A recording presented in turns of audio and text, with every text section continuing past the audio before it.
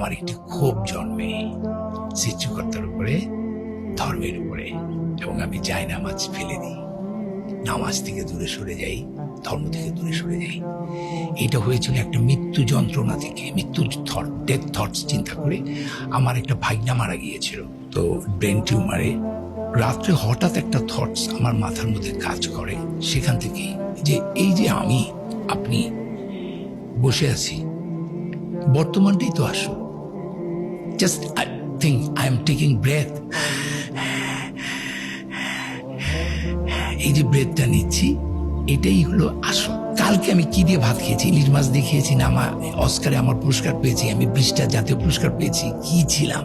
It doesn't matter. Matter is that I'm taking the breath.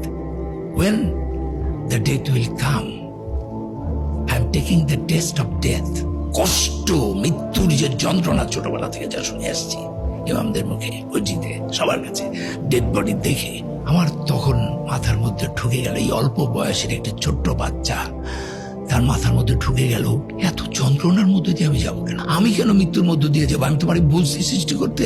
এই যে ফিলোসফিটা, day after day, day after day, ইসলামকে বুঝতে গেলে, ইসলাম যেই ধর্ম, পুরাণকে বুঝতে গেলে যে জ্ঞানটা দরকার, যে শিক্ষাটা দরকার, সেই শিক্ষাটা ছাড়া যদি ওইটা নিয়ে কেউ নাড়াচাড়া শুরু করে, সে কিন্তু মিসগাইড করবে। এই ধরনের মিসগাইডের কারণেই নানা প্রশ্ন আমাকে শুরু করলো। আমার আইনস্টাইন তখন আমার বইটা পড়া হয়েছে, থিওরি অফ রিলেটিভিটি।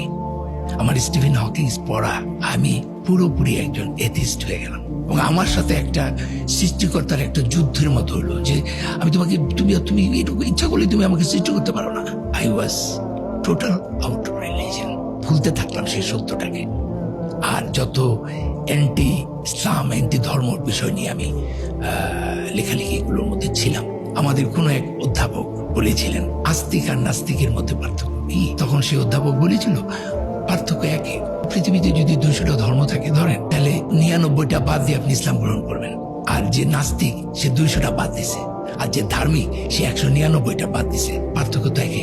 এই ধরনের কথা কিন্তু একজন প্রফেসর যখন ছাত্রদের বলে, তখন এটা খুব দ্রুত প্রোপাগেট করে। ইসলাম একটা ধর্ম নিরপেক্ষ ধর্ম, সব ধর্মকে ইনক্লুড করেছে ইসলাম। ইসলাম সব কিছুকেই তো ইনক্লুড করেছে। ওনার কথাটা ঠিক না? আমি তো মনে করি 200 না, ইসলামের সাথে পার্থক্য অন্য ধর্মের 199টা এক না।